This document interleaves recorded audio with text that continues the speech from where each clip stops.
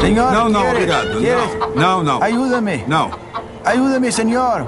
Solamente uno. Señor. Sí. Me llamo... Agua, un poquito de agua. Charles Darwin. Ele, Sí. Capitão Sí. Fitzroy. Sí, sí. Me soy naturalista. Hay hueso. Hueso. Ossos. Sí, hueso, sí. Hueso Claro, gigante. claro. Gigante. Acá. Aqui, Sí. Aqui. Por aqui, por favor. Fitzroy. A enchente arrancou parte de uma encosta. Mi hijo sacó una piedra y sacó los dientes. Por eso que se está afuera. Estava perfeito, mas as crianças destruíram alguns dentes jogando pedras nele. Quanto é? Quanto custa? Vamos a ver, señor. Vamos a ver. Sí. Por que será que essas criaturas não existem mais? Talvez a arca fosse pequena demais para entrarem, então morreram no dilúvio. Está rindo de quê? De nada. Nada. É de mim ou da Bíblia? Nenhum dos dois. Que tipo de clérigo seria, Sr. Darwin? Péssimo. Péssimo.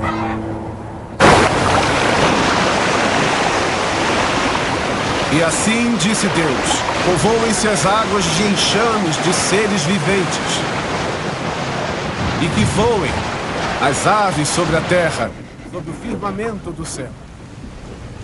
Deus criou, pois, os grandes animais marinhos e todos os seres viventes que rastejam, os quais povoavam O que está fazendo as águas segundo as suas espécies. O que faz esta beleza no local onde ninguém pode ver? Segundo as suas espécies. Não pode ter sido vento. E Deus viu isso.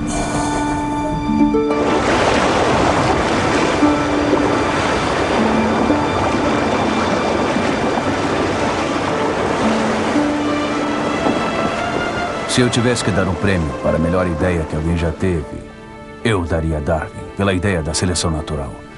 À frente de Newton, à frente de Einstein, porque a ideia dele unifica os dois aspectos mais diferentes do nosso universo. O mundo sem propósito e sem sentido da matéria em movimento, por um lado, e o mundo com sentido e propósito do design, por outro.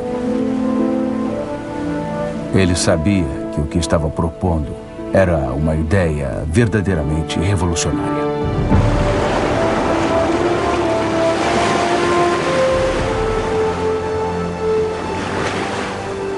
A revolução darwiniana envolve quem nós somos, do que nós somos feitos, o que significa estar vivo, até onde a ciência possa responder a esta pergunta.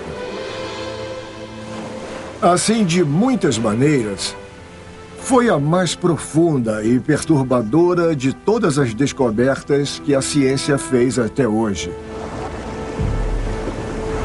No tempo de Darwin, a ideia da evolução foi considerada altamente fora dos padrões, porque ia contra toda a história natural na Grã-Bretanha. Ela colocava em risco a posição da ciência, colocava em risco a posição de uma sociedade estável, a Bíblia e a Igreja também. Darwin guardou suas ideias durante muitos anos e sofreu com a questão. Se vazasse a informação de que ele estava fazendo algo que contrariava fortemente a ciência convencional, aquilo arruinaria sua carreira e sua reputação. Ele era um homem respeitado, com uma teoria perigosa.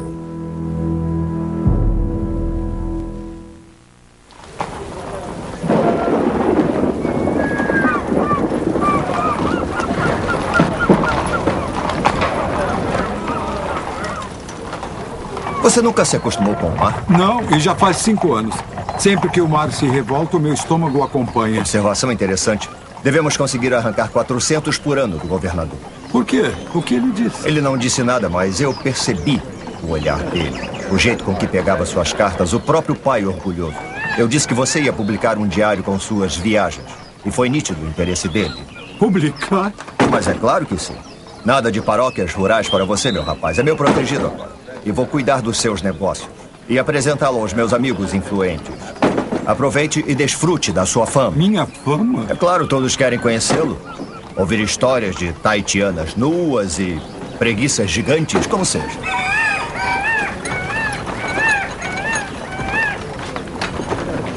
Capitão Fitzroy, este é meu irmão, Erasmus. Sr. Darwin. Capitão? Meu Deus, como um homem junta tanto lixo em 5 anos. Eu não sei como não afundou o navio, Charles. O senhor tem o mesmo nome de seu avô? E de um tio. Infelizmente se afogou no rio Darren. É um livre pensador como ele? Eu sou mais livre bebedor, na verdade.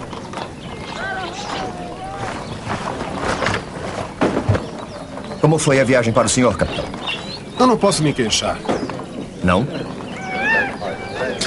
40 imagens da costa conforme vista do mar, 80 plantas de portos e 82 mapas litorâneos. Tudo para o departamento hidrográfico do Almirantado. Bravo. Os jantares no barco deviam ser agradáveis.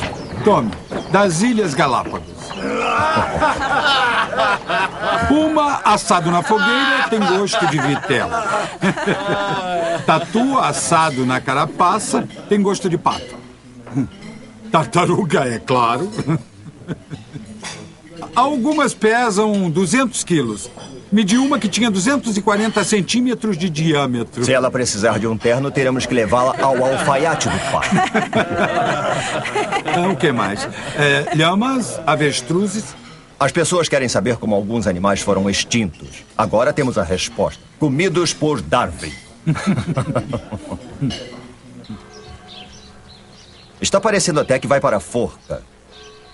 Dignidade. Postura. Sorrisos. Lembre-se, as atenções estão em você. O julgamento começou. Senhor presidente, milordes, senhoras e senhores... Não. Comece impressionando. Homens de Atenas. O quê? Amigos, romanos, compatriotas, esse tipo de coisa. Não consigo fazer isso. Consegue-se. Não pode se esquecer que os principais geólogos desta terra estarão lá para contestar você. Meu Deus. Agora leia um trecho interessante. Não tem nenhum. O terremoto. Fique parado. E não balance os braços desta maneira. Largue a gravata. Não olhe de lado. E fale bem alto. O terremoto se estendeu por 640 quilômetros ao longo da costa, acompanhado pela erupção simultânea de uma série de vulcões. Nós encontramos leitos frescos de mexilhões jazendo acima da maré alta. Todos os mariscos mortos. A terra se elevou 2,5 metros. As montanhas devem ser o produto de milhares e milhares de tais elevações que ocorreram repetidamente pela história. Até no pico dos Andes encontramos vestígios marinhos. Conchas fósseis de criaturas que outrora rastejavam no fundo do mar, elevadas a 4.200 metros acima de seu nível. Tempo. Lapso de tempos inimagináveis. São a chave disto. Bravo! Bravo! Bravo! Eu quero apresentá-lo. Veja ele. Obrigado, muito obrigado. Aí está ele. Parabéns, um trabalho muito interessante. Obrigado. Onde deixou seus espécimes fósseis? Eu deixei no Museu Britânico. Ficará satisfeito em deixá-los mofar em algum porão empoeirado de Bloomsbury? Não, de modo algum. Então deixe-me examiná-los para você. Entraremos em contato. Obrigado. Seu jeito atrevido. Quem ele acha que é? Ele acha que é Richard Owen, o anatomista mais E brilhante você, o irmãozinho de Erasmus Darwin. Darwin do Beagle Darwin. Mande enquanto pode. Eu não quero mandar. Mentiroso. Sociedade de Zoologia de Londres.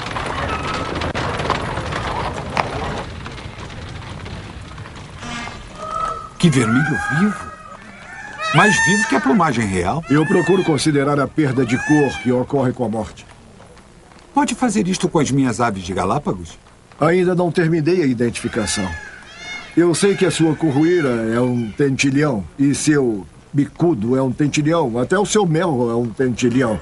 E eles são singulares, todos novos, nunca descritos antes. Há até evidências de que há espécies distintas para cada ilha de Galápagos. Mas eu não as classifiquei por ilha. Não as classificou por ilha?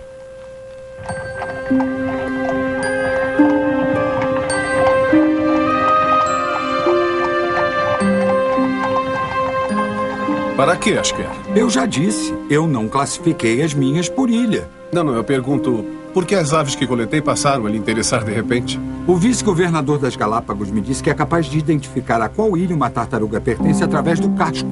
Sim, pequenas variações são possíveis de ilha para ilha. Adaptações climáticas, etc. Sim, mas todas as ilhas têm o mesmo clima. Meu especialista, John Gould, me disse que encontrou espécies diferentes de tentilhões. E se os tentilhões foram levados pelo vento da América do Sul para as Galápagos? E aí começaram a mudar, se adaptar até, e se tornar mais diferentes de seus ancestrais geração após geração. Primeiro foram as variedades, depois as novas espécies. E cada nova espécie ficou presa em sua própria ilha. O que está falando? Os tentilhões foram levados para as Galápagos. Deus os pôs lá. Mas isso não faz sentido.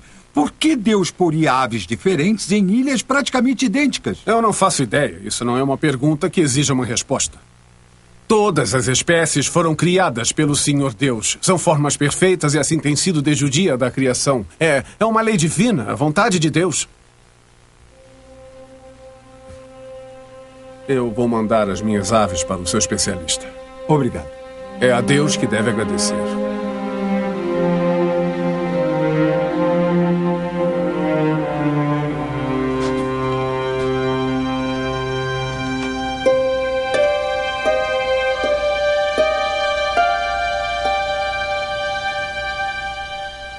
Venha!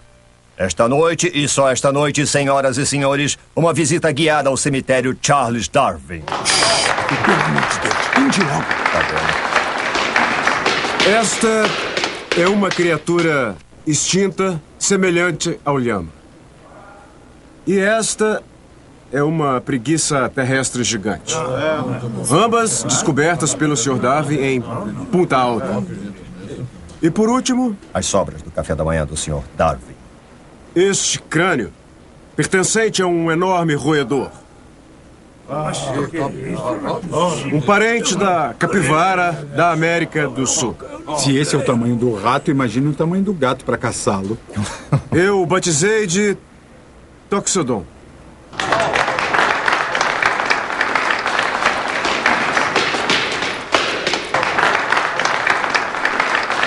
Obrigado, professor Lowen, por identificar e descrever a extraordinária coleção de fósseis descobertas pelo Sr. Darwin em sua viagem à América do Sul.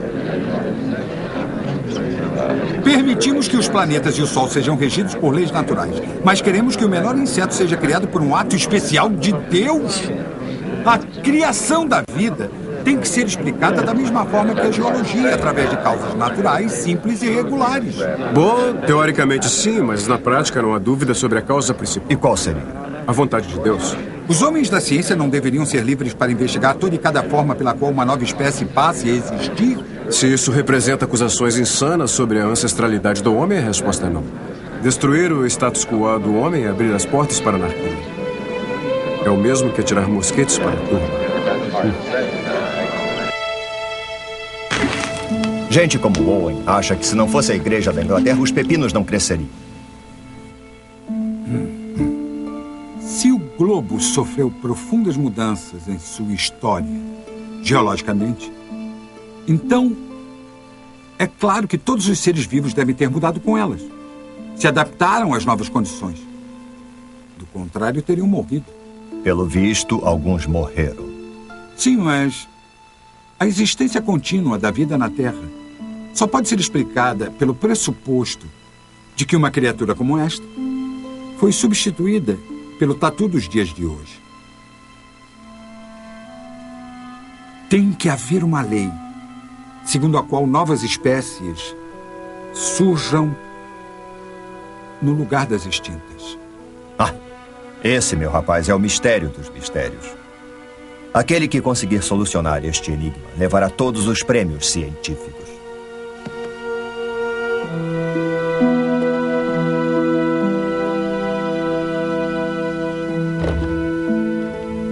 É a variedade dos bicos deles que impressiona tanto. Há uma graduação perfeita por tamanho. Deste bico grande e adunco, semelhante ao bico grosso, perfeito para quebrar nozes, até o deste pequenino tentilhão, canoro, fino e delgado, para capturar insetos. E todos eles são descendentes deste aqui. O tentilhão terrestre comum.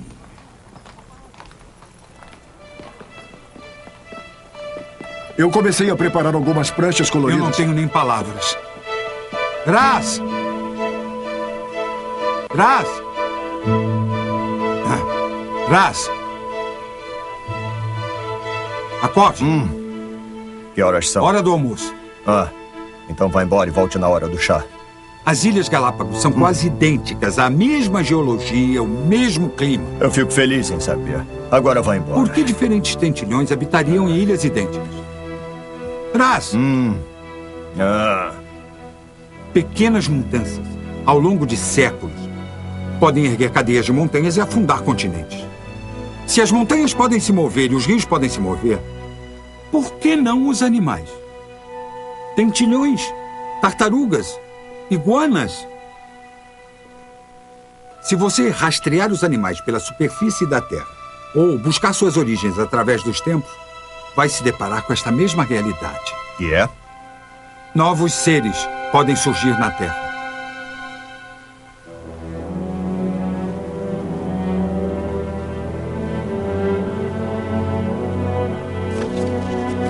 Talvez tudo faça parte de uma única cadeia ancestral. O homem, o rato, o tatu,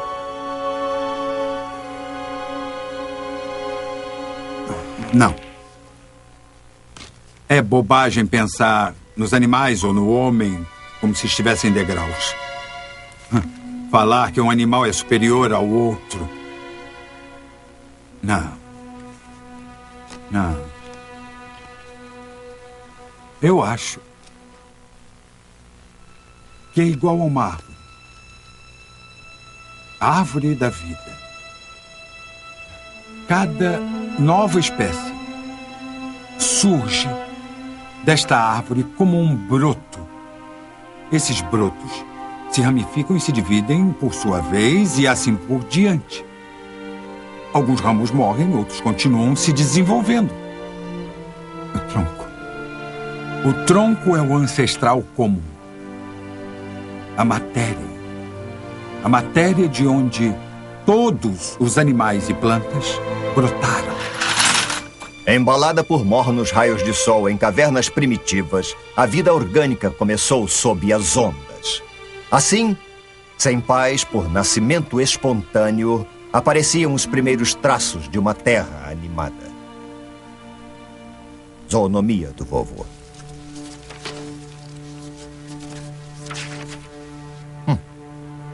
Seria muita ousadia imaginar que todos os animais de sangue quente tenham surgido a partir de um único filamento vivo. Está no nosso sangue, Charles. O vovô foi caluniado por isso. Está no nosso sangue.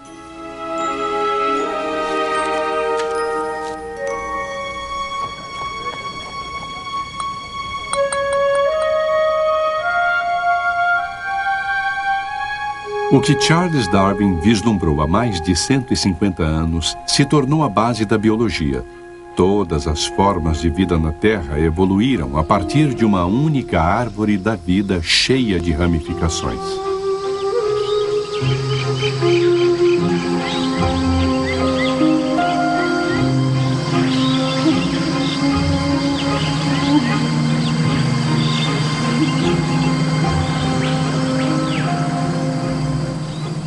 Uma das ideias mais importantes que Darwin teve foi a de que todos os seres vivos na Terra eram relacionados. Como você pode entender que faz parte desta única árvore da vida e não ser fundamentalmente tocado por isso? É uma coisa que atiça a sua alma. Seguindo o caminho de Darwin, o biólogo Chris Schneider e seus colegas foram à América do Sul. a uma região remota do Equador, próxima da base da Cordilheira dos Andes. A floresta tropical é o lar do maior número de espécies animais da Terra.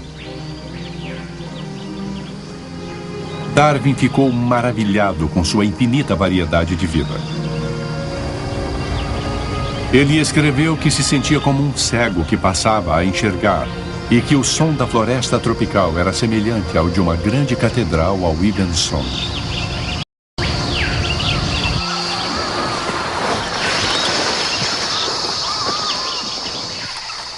Para os biólogos de hoje, a Baixa Floresta Tropical e a vizinha Cordilheira dos Andes são laboratórios para explorar as ideias de Darwin.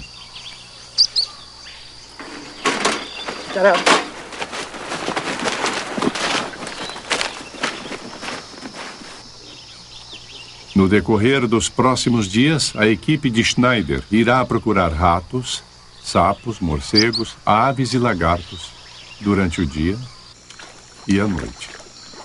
Tanto aqui na floresta tropical quanto no alto das montanhas. Ao comparar os dois grupos de animais, eles esperam compreender melhor como o meio ambiente em mudança pode desencadear a evolução de novas espécies. É impossível não ficar maravilhado com o fato de haver tantos tipos de espécies diferentes aqui. Há 12 espécies de primatas. Há 550 espécies de aves que foram identificadas aqui. Há centenas de espécies de sapos bem aqui nesta pequena área.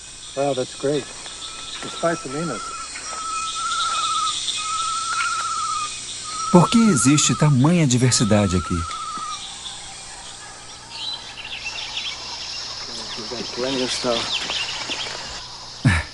Vamos ver o que temos. Coisas espantosas. O ornitólogo Tom Smith quer comparar o tamanho dos bicos das aves da floresta tropical com os que ele espera encontrar nas montanhas.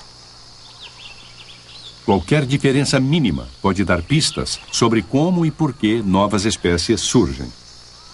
Assim como os bicos dos tentilhões das vizinhas Ilhas Galápagos que estimularam Darwin a pensar na década de 1830. Darwin viu que os tentilhões que coletara tinham bicos de formatos únicos, adaptados aos diferentes tipos de alimento nas ilhas.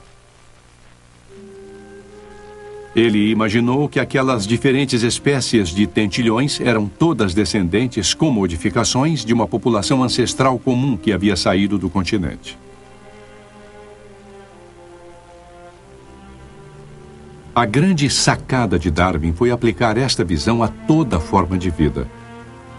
Ver que a grande variedade de vida na Terra, leopardos e líquens, peixinhos e baleias, flores e platelmintos, símios e seres humanos, todos descendem de uma raiz, um ancestral comum. Foi de fato outra de suas respostas radicais, não só dizer que a evolução aconteceu, mas que havia uma raiz de ancestralidade comum a tudo que viveu neste planeta e que nos inclui. Poderíamos interpretar de outras maneiras, como costumo dizer, mais simpáticas. Poderíamos pensar, bem, Deus criou várias linhagens independentes e todas elas seguiram em direções pré-ordenadas conforme o entendimento dele de como um mundo uniforme e harmonioso deveria ser. E Darwin diz, não, isso não existe. Tudo descende com modificações de um único ancestral comum.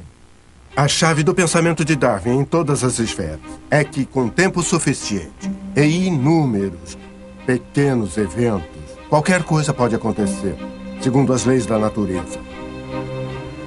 Então, seja a elevação de montanhas ou a evolução de novas espécies, todas essas coisas acontecem com o tempo e as mudanças.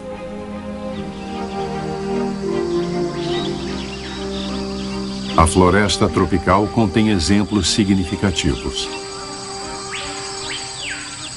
Olhem este louva-a-Deus aqui. Ele está perfeitamente disfarçado de folha. Mas vocês podem ver, se olharem por baixo, que ele é um louva-a-Deus semelhante aos que encontramos em qualquer jardim na América do Norte. Só que este aqui é altamente modificado.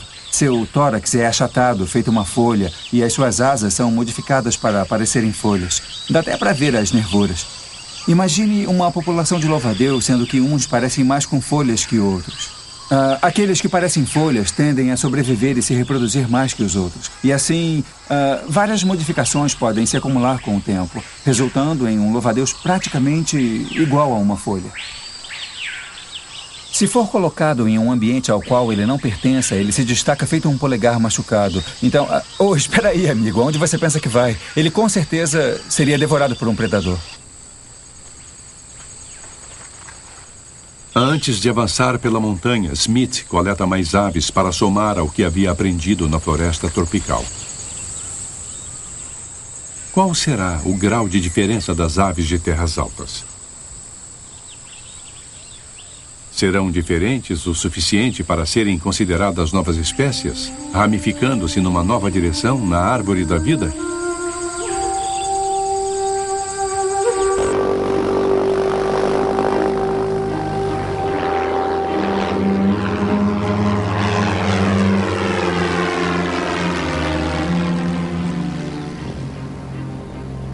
Quando os Andes foram erguidos, isto gerou uma variedade completa de novos habitats.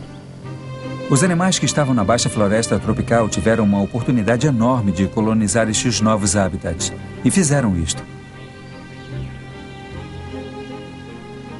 A verdadeira questão é se a adaptação a estes novos ambientes pode levar à formação de novas espécies. Em menos de 1 hora de avião, Schneider e Smith vão das abafadas terras baixas para os picos dos Andes castigados pelos ventos. As populações animais fizeram a mesma jornada, mas aos poucos, no decorrer de muitas gerações.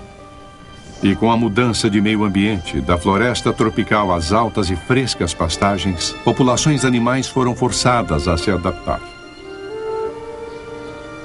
Estas pastagens ficam praticamente 3 quilômetros acima do nível do mar. As estações não se diferenciam aqui, sendo tão perto do Equador. Mas dizem que o inverno chega toda noite. As temperaturas costumam cair abaixo de zero. Animais não tão bem adaptados não sobreviverão.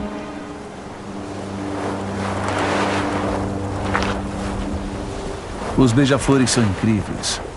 Acontece que eles podem baixar a temperatura do corpo 50 graus e entrar em estado de hibernação para suportar as noites frias daqui. Pode imaginar um beija-flor de bico pequeno vivendo numa floresta enevoada a milhares de metros em costa abaixo. E se estes indivíduos quisessem expandir sua área até este habitat, onde as flores são mais compridas, poderíamos esperar que os indivíduos com bicos levemente maiores sobrevivessem melhor. E na verdade há muitos exemplos entre os beija-flores, onde notamos que pequenas diferenças no comprimento de bico fazem uma diferença importante na forma da ave extrair o néctar e na sua boa sobrevivência. Vemos que mudanças no meio ambiente podem ser muito importantes na mudança das características destes animais, na medida em que se deslocam entre ambientes. E acreditamos piamente que, em muitos casos, isto pode ser muito importante na progressão para uma nova espécie. A partir de uma espécie de ave, o ancestral comum, os beija-flores com bicos de diferentes comprimentos evoluíram no decorrer de muitas gerações. E quando estas populações mudam tanto a ponto de não poderem mais se reproduzir entre si, são consideradas espécies separadas na árvore da vida. Smith e Schneider querem ver até que ponto as aves das terras altas têm relação com as aves que examinaram na baixa floresta tropical. Eles comparam cor, comprimento de bico, envergadura de asa, assim como Darwin teria feito. Mas tem outra arma com a qual Darwin nunca sonhou: o DNA. Darwin tinha convicção de que os traços eram passados de geração em geração, só não sabia como.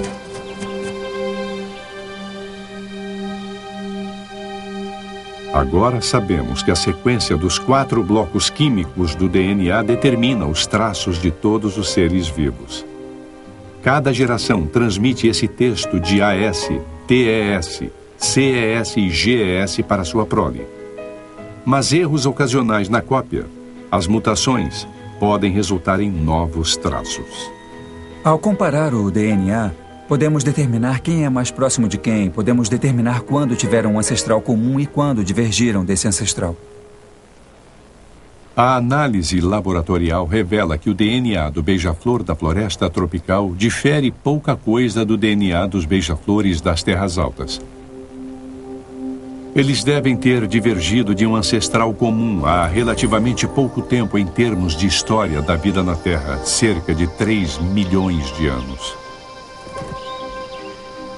Estamos examinando o material genético que faz dos organismos o que eles são. E neste DNA está escrita a evolução da história deles. O fato dos esquemas de todos os seres vivos estarem escritos na mesma linguagem, o código genético do DNA, é uma evidência poderosa de que todos evoluíram a partir de uma única árvore da vida. Como organismos que são tão diferentes podem estar relacionados? Como podemos ter parentesco com plateumintos ou bactérias? Darwin enfatizava que pequenas mudanças apareciam a cada geração e que estas mudanças poderiam se acumular criando enormes mudanças. Não é muito difícil entender como as grandes transições acontecem uma vez que a vida existe há 3,5 bilhões de anos. Darwin realmente acertou em cheio. Bravo! Venha comigo, Squib. Oh, Toma. isso. Emma, você é excelente atiradora. Olá, Parker. Senhorita Wedgwood. Já conhecia o meu primo, Sr. Darwin? Senhor? Ele é rápido, hein? O mais rápido do condado. Você mesmo criou? Foi acasalamento com uma fêmea que era bastante veloz. E como se chega a um sujeito feito Squib? Com os mais fracos da ninhada. Ah, mas que absurdo. Squib é tão bom quanto qualquer um desses seus cachorros. Mas é verdade. É com os mais fracos e os monstros que os criadores conseguem gatos sem rabo ou nanicos como o Squib. Eu me recuso a ouvir essas bobagens. Me leve para casa imediatamente e pare de dizer coisas horríveis. De lobos a galgos, de bulldogs a sujeitos como o Squib. Em o quê? Poucas centenas de anos? Pelo visto, você não acha que falar sobre cães seja interessante? Eu consigo lembrar de assuntos de conversa mais interessantes. Por exemplo? Os romances da senhorita Austen. E o que ela fala sobre a reprodução seletiva? Nada até onde eu saiba. Bom, é uma grande pena. Por que a natureza não produziria tais diferenças? Estas diferentes raças de cães? E por que faria? Qual seria o objetivo? Sobrevivência? Na natureza, um cãozinho como o Squib, que foi o menor da ninhada dele, morreria. Você quase morreu, não foi? É verdade, mas e quanto aquele com um pouco mais de vigor? Ou uma vantagem em virtude a alguma peculiaridade? Por exemplo? Um filhote. Nascido com uma pelagem mais grossa num clima quente seria uma monstruosidade. Mas num clima frio, isto seria uma boa adaptação. O filhote teria uma vantagem. Te peguei. Charles. Emma... Deixe-me passar. Não, só depois que pagar uma prenda. O que seria? Um beijo. Em mim, em vez de no cão. Pode produzir um cão grande ou pequeno, mas não pode produzir penas num cachorro. Não criar organismos tão miraculosos como o coração e os olhos. Isso só pode ser obra de Deus.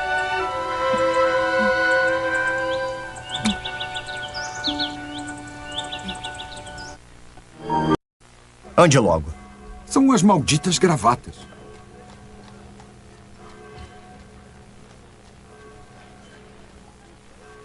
Casar, não casar.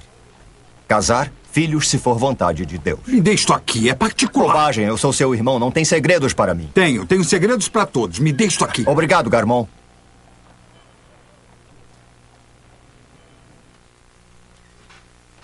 Companheira constante e amiga na velhice. Objeto a ser amado e com quem se divertir. Melhor do que um cachorro, afinal. Seu velho romântico. Bom, é intolerável pensar em passar a vida inteira feito uma abelha assexuada, trabalhando. Isto tudo é resultado de sua visita à prima Emma. Não necessariamente. Você não conhece mais ninguém. Não, a verdade é que sua coleção não estaria completa sem o espécime mais interessante de toda a série de mamíferos vertebrados. E por que não se casou se é um estado tão invejável?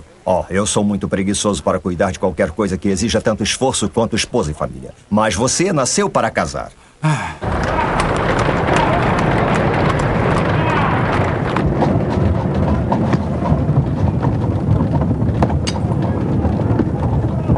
Oh, meu Deus, o que foi isso? Estão nos atacando. Pensam que somos comissários da lei dos povos.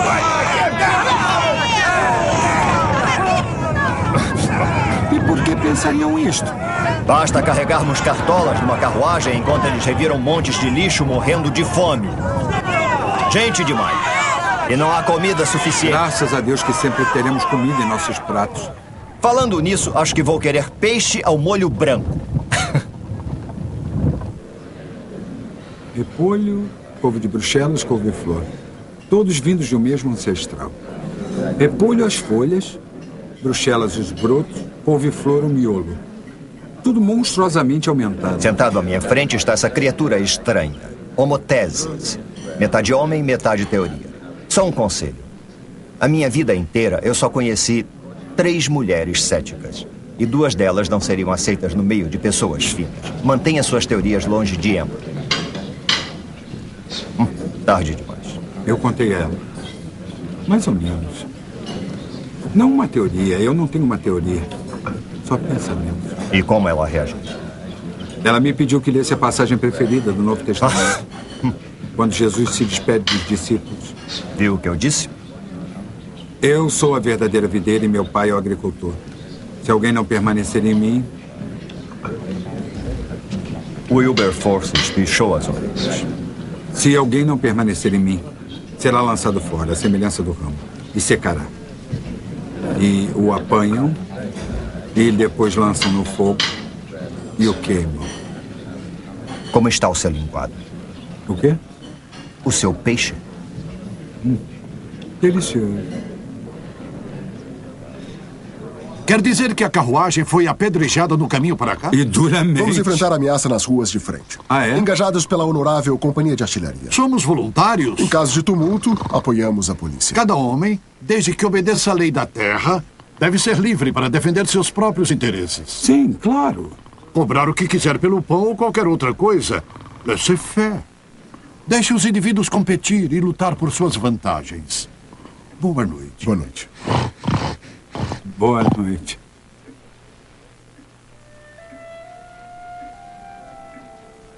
Maltas, população, comércio e agricultura.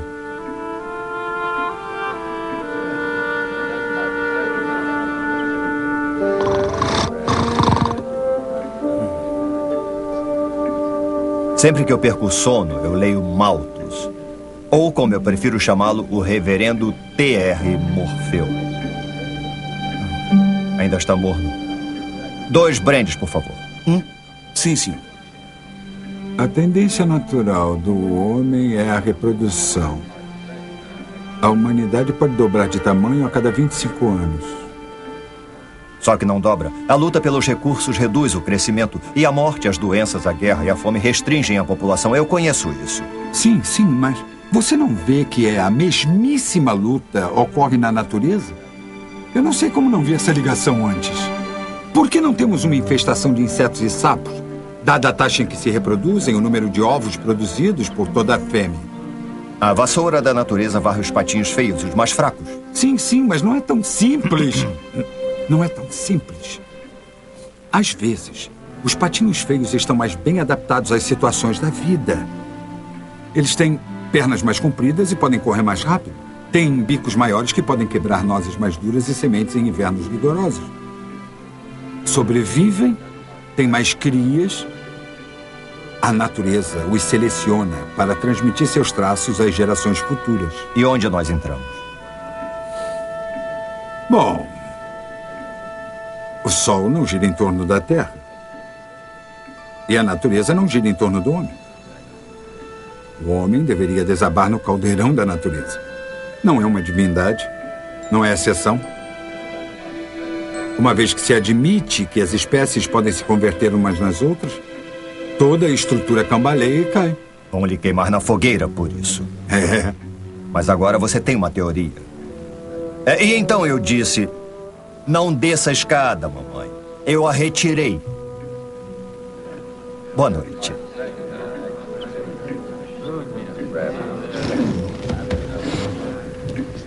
A obra de Darwin começa com a observação de que indivíduos diferem uns dos outros. E estas minúsculas diferenças, acreditava Darwin, poderiam ser vantajosas, poderiam dar a cada indivíduo uma vantagem quando se trata de conseguir comida ou encontrar um local para sobreviver na natureza. Darwin percebeu que, na natureza, organismos individuais competem por recursos limitados. Aqueles com algum tipo de vantagem, na coloração, por exemplo, ou na velocidade, ou na visão, têm maior probabilidade de sobreviver e se reproduzir, passando estas vantagens para os descendentes. Aqueles que são menos aptos não serão bem-sucedidos. Darwin chamou isso de seleção natural, porque as forças da natureza selecionam quais organismos sobreviverão. Os sobreviventes serão aqueles cuja variação os adapta melhor aos ambientes locais em mudança. E aí, como eles passam esses traços aos descendentes, a população muda. É a seleção natural. É somente isto. Não é um princípio de progresso, é só um princípio de adaptação local. Não se produzem melhores criaturas no sentido cósmico. Produzem-se criaturas mais adaptadas às mudanças climáticas dos habitats locais. Só isso. Darwin não conseguiu ver a seleção natural agindo em tempo real. Mas os cientistas de hoje podem fazê-lo, observando a evolução do HIV, o vírus que causa a AIDS.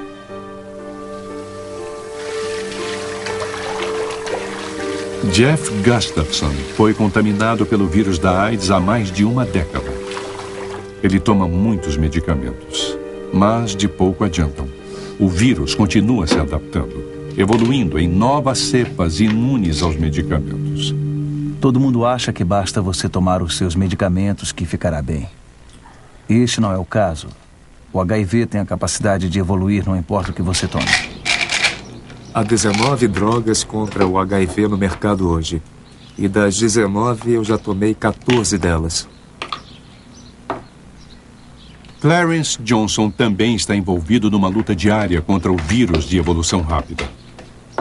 Às vezes parece que estou lutando uma batalha perdida. Não desisti ainda, mas houve vezes em que eu quis largar de mão e desistir. Mas... só que eu não posso abandonar minha família. O médico de Clarence Johnson, Michael Sag, tem visto o HIV evoluir em novas variedades nos últimos 12 anos. O vírus muda constantemente, sujeito às forças da seleção natural no ambiente do corpo do paciente. Imagine que não tivéssemos o conceito da evolução e começássemos a dar drogas ao paciente que no tubo de ensaio são perfeitas. De repente, o vírus começa a voltar e não é mais suscetível às drogas. Que mistério! Como é que isso pôde acontecer? Só tem uma resposta para o que aconteceu: a evolução. Uma vez dentro dos leucócitos do paciente, o HIV se reproduz numa taxa alarmante. Bilhões de novos vírus são produzidos todos os dias. E cada vez que ele se reproduz, erros de cópia genética aleatórios, as mutações, resultam em variedades levemente diferentes do vírus que invadem a corrente sanguínea. Algumas destas novas variedades, por mero acaso, terão traços que as tornarão resistentes a certas drogas. Então, quando a droga entra na corrente sanguínea, a seleção natural favorece as formas resistentes à droga. Elas sobrevivem e se reproduzem. Em pouco tempo, os vírus resistentes à droga prevalecem no corpo do paciente. A evolução parece muito fácil de entender quando olhamos os grandes animais, pois é possível vê-los, de certo modo. Mas é uma evolução que demorou séculos para ocorrer.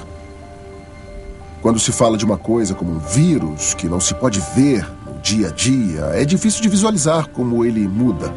No caso do HIV, estamos falando de minutos a horas para mudar de uma espécie para outra. É impressionante a velocidade com a qual o HIV pode duplicar. Clarence?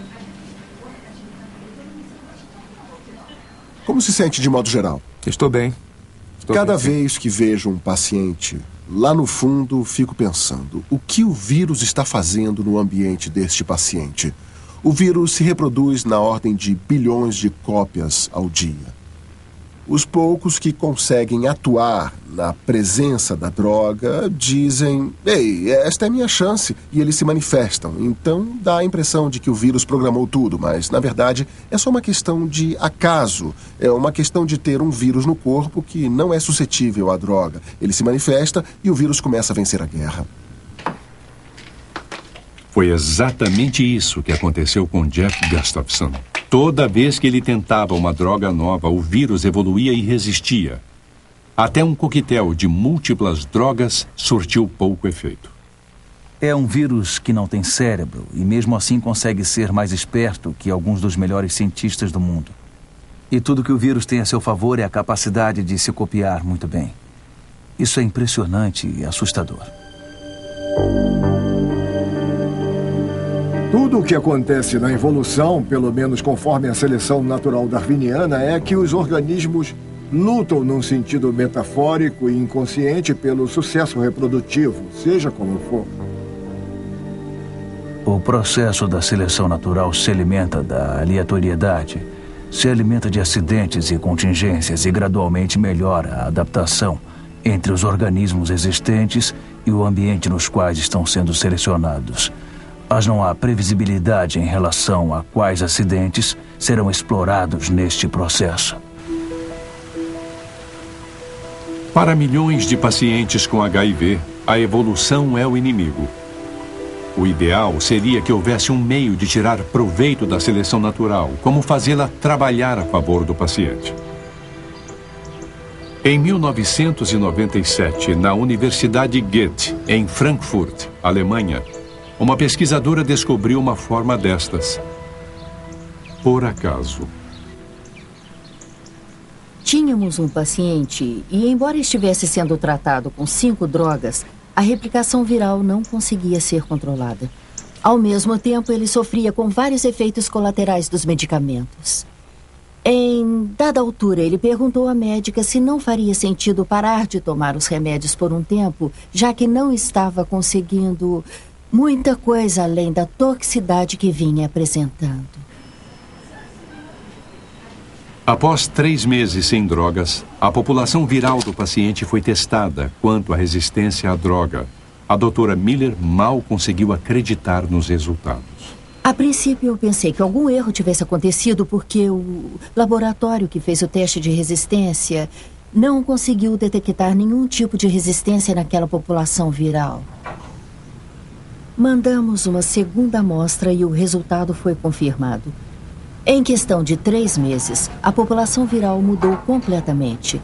Da resistência a todo tipo de fármaco até a suscetibilidade a todo tipo de fármaco que temos atualmente. Eis o que aconteceu. Com a droga presente na corrente sanguínea do paciente, apenas as cepas do vírus resistentes à droga conseguiam se replicar. Mas alguns dos vírus não resistentes, chamados tipo selvagem, ainda sobreviviam nos linfócitos. Quando o paciente parava de tomar a droga, o ambiente mudava e o tipo selvagem reagia. Ele se replicava com enorme rapidez e logo superava a quantidade das cepas resistentes. Em termos darwinianos, o tipo selvagem foi mais apto neste ambiente sem fármacos. As descobertas da doutora Miller levaram a uma nova estratégia de tratamento experimental. Retiram-se as drogas do paciente por um tempo. Se o vírus se transformar no tipo selvagem não resistente, é combatido duramente com uma combinação de drogas. Clarence. Ô, doutor. Como é que vai? Tudo bem, e o senhor? Tudo bem? O conceito da interrupção de tratamento é uma estratégia nova que podemos aplicar no caso do Clarence. Mas temos que ter certeza de que não estaremos submetendo a um risco excessivo fazendo esta opção. Então, uma das opções é retirar todas as drogas por um tempo, deixar o vírus voltar ao estado natural dele, de não ter nenhuma mutação, e aí combatê-lo novamente com o tratamento, que pode até ser o mesmo tratamento que usamos antes. Então, à primeira vista, a evolução rumo ao tipo selvagem seria uma grande coisa. As drogas repentinamente voltariam a funcionar. Mas é uma faca de dois gumes. Quando o vírus retrocede ao tipo selvagem e se torna mais perigoso para o portador, é um matador de células muito mais eficaz. Assim, temos que encontrar um meio de equilibrar essas duas coisas. Jeff Gustafson também está iniciando uma interrupção de tratamento, apesar dos riscos. Tenho a impressão de que já joguei todas as cartas que tenho na mão com os medicamentos disponíveis. E acho que vale a pena tentar pegar outra carta, ou uma estratégia diferente, e parar de tomar os medicamentos, torcendo que na próxima vez que volte a tomá-los, eles realmente façam efeito. Após 5 semanas sem fármacos, Clarence Johnson desfruta o prazer de estar livre, ainda que temporariamente, dos efeitos debilitantes. Se o vírus tipo selvagem está ensaiando uma volta, pelo menos não deu mostras de afetar o sistema imunológico. Fizemos uma pequena aposta, e eu acho que até agora valeu a pena. O vírus deixou de ser resistente a certas drogas, e agora a população mudou de forma que está suscetível novamente. O que eu espero para o Clarence é que possamos encontrar o caminho certo, encontrar uma forma de prolongar sua vida ainda mais, de modo que se sinta feliz e saudável até a próxima fase do tratamento conseguir levá-lo a um estágio onde ele viva até os 80. A minha maior esperança é que no momento em que eu voltar a tomar os medicamentos, eles baixem a minha carga viral a uma quantidade indetectável. É que eu não sei o que é ter uma carga indetectável, então seria uma grande experiência. Com 6 semanas de interrupção de tratamento, o vírus de Jeff Gustafson já mudou para o tipo selvagem suscetível à droga. Agora está tomando uma nova série de medicamentos e reagindo bem.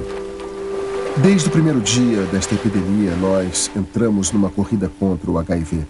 No decorrer da última década, mais ou menos, nós o estamos alcançando. Aprendemos muito sobre ele, inspecionamos o inimigo, aprendemos como ele se replica, aprendemos como ele tenta sobreviver, aprendemos como ele evoluiu e agora estamos pegando esses princípios que aprendemos e aplicando para deter o avanço do vírus nesta corrida.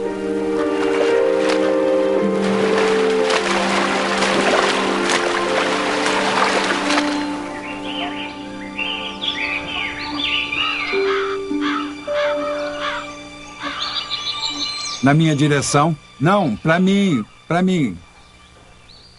O ângulo tem que ser mais agudo. Agudo. Vamos ver se funciona. E abra. Meu Deus! Mas que surpresa! Achei que fosse surpreendê-lo. Bem-vindo a Downhouse. Quando o fosso será cavado? Quando a ponte levadiça estiver colocada. Está querendo me manter longe? A todos, especialmente você. Raz, que ótima surpresa. Olá, querida, que viagem. Não é tão longe. A natureza abomina uma viagem de 25 quilômetros tanto quanto abomina o vácuo. Olá, Anne. Chá, ele precisa de chá. Oh. 1, 2 e 3 e pode ir. Eu pensei em um novo nome para o vilarejo. Ah, é? Desalentado. Se você falar, vou te encontrar com facilidade. Como está indo o seu trabalho? Enviei um manuscrito para a reprodução. Não tenho ideia do que fazer quando ele voltar. Silêncio, todo mundo! Ainda bem que eu não sou cega. Os cegos não podem ver nem o céu e nem as flores. Nem nada a propósito. Eu posso pegar qualquer um a hora que eu quiser. Pois então pegue. Lamentamos pelas toupeiras, não é? As toupeiras não precisam enxergar porque vivem embaixo da terra. É por isso que os olhos delas são cada vez menores. Os olhos assim de uma como os olhos de uma coruja ficam cada vez maiores. Eu não posso brincar com todo mundo falando o tempo todo. William. Vai lá falar com ele. Vai lá, Brody. William! William, espere por nós! Ela já vai convencê-lo. Ela tem jeitinho. Você está pálido. Meu estômago rejeita comida. Não sou mais forte. Nunca mais vou conseguir nada na ciência. Que bobagem. Você vai para Londres comigo? Não vou, não. Você vai sim. Eu não vou deixar você estagnar aqui enquanto seus rivais fazem progresso. Precisa visitar o seu editor. Não entende, Eras. Até quando eu falo sobre a minha teoria com você, parece que estou confessando um crime. Não posso publicar. Pois você vai a Londres comigo, querendo ou não. Nem que seja para lembrar aos seus opositores que você está vivo e atuante. Descanse bastante. Erasmus, ele não deve passar a noite inteira no clube com você. Não, mamãe. É sério, senão ele ficará esgotado no dia seguinte. Sim, mamãe. Não se preocupe. Isto fará bem aí.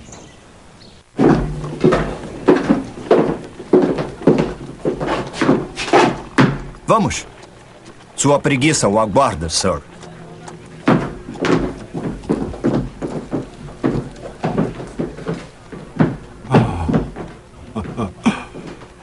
Mas que animal magnífico. Hein, Raz? Eu que o diga. Owen fez um belo trabalho. É realmente um espécime esplêndido. Eu achei que fosse gostar. Venham aqui. Ver o que estou fazendo. O chimpanzé é o quadrúmano mais organizado. Cada diferença entre a anatomia dele e a humana é instrutiva. Eu estive estudando... Por exemplo, o símio irracional tem caninos iguais ao do cão, usados como armas de destruição, ao contrário dos mestres do reino. Sim, apesar de eu ter visto... E o pé humano é de valor taxonômico decisivo. Nossos pés foram feitos para andar, nossas mãos para segurar, e este animal tem mãos e pés feitos para cumprir praticamente o mesmo. Há uma grande semelhança com os ossos Estou da mão escrevendo do um homem. livro sobre isso. Meu irmão está escrevendo um novo livro também. Observe, eu vou mostrar o que quero dizer.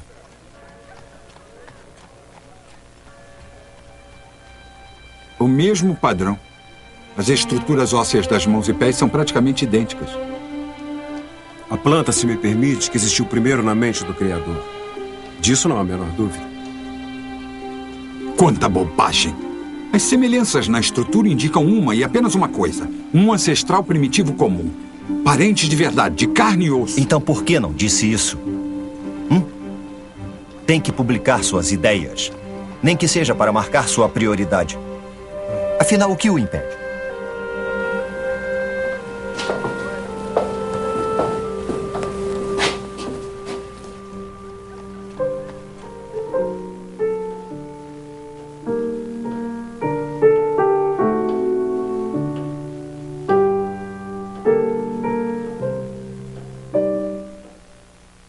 O que é isso? Eu terminei o rascunho da minha teoria sobre as espécies. Acredito que seja um passo considerável na ciência. Se alguma coisa acontecer comigo... Como assim? Se eu morrer... Morrer? Charles, pelo amor de Deus. Por favor, amor, é importante. Se alguma coisa acontecer comigo, eu gostaria que desse um jeito de publicar isto. 400 libras serão o suficiente para imprimi-lo e promovê-lo. Não vai acontecer nada com você. Diz aqui que o olho humano deve possivelmente ter sido adquirido por seleção gradual de desvios sutis, porém úteis. Sim. grande suposição, Charles. Pois se eu estiver errado sobre ela, estarei errado sobre tudo. A teoria inteira estará arruinada. A sua teoria justifica como se combinam meus olhos, ouvidos, mãos e coração para reproduzir os sons que Chopin ouvia em sua cabeça? Isso não é um dom dado por Deus? É dado. Mas eu acho que não por Deus. Você é um homem da ciência. Não se dispõe a acreditar em nada até que seja provado. Mas tem coisas que estão acima de provas. Seria um pesadelo para mim pensar que não pertencemos um ao outro para sempre.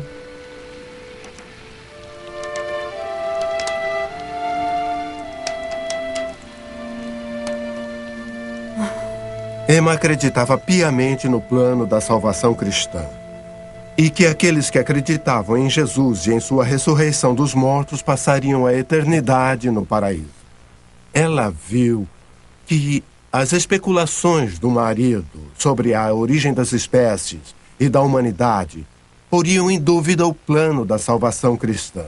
Deus estava perdendo a importância no universo do marido. Então, se a natureza, por si própria, sem a ajuda de Deus, podia fazer um olho, do que ela não seria capaz de fazer? A natureza poderia fazer qualquer coisa, poderia fazer tudo. No tempo de Darwin, a própria existência de um órgão de extrema perfeição como o olho foi aceita por muitos como prova de Deus, como prova do designer.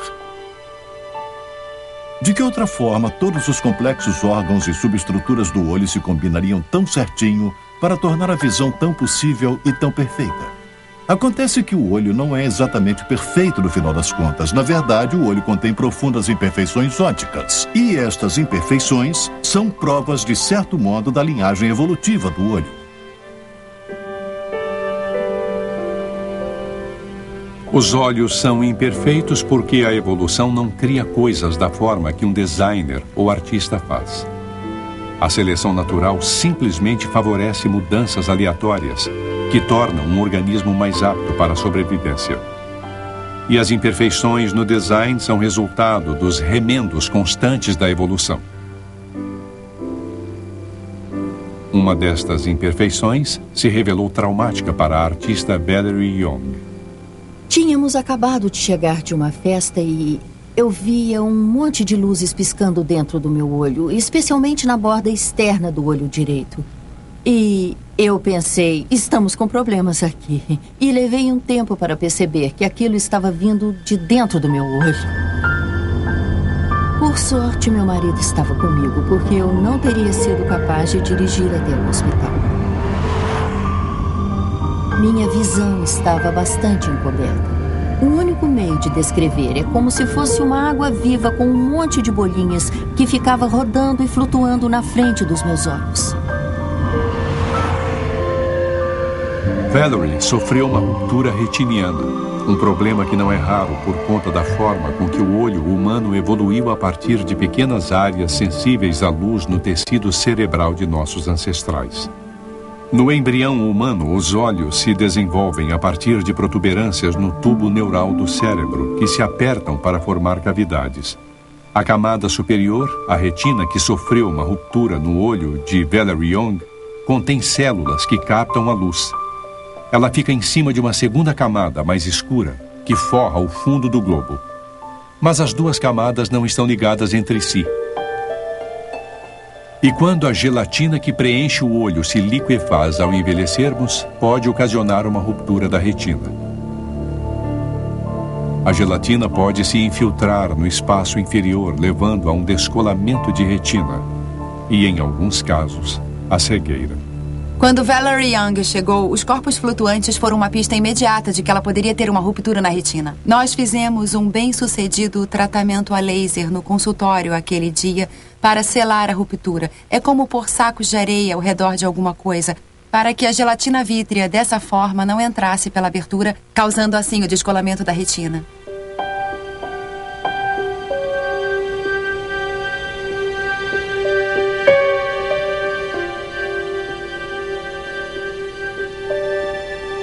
A ruptura retiniana de Valerie Young é apenas um exemplo das imperfeições no design do olho humano. Outra delas ocorre porque as células nervosas e vasos sanguíneos na evolução ficaram na frente da retina, onde interferem na capacidade dela de formar imagens nítidas.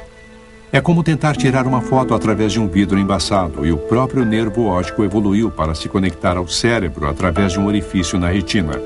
Então, os olhos de todos os vertebrados têm um pequeno ponto cego bem próximo ao meio do campo visual. A evolução começa por aquilo que já existe, remenda aquilo e o modifica, mas nunca pode fazer um grande redesign. Então, mesmo o olho, com toda a sua perfeição óptica, tem indícios do fato de sua origem ter sido um processo cego da seleção natural.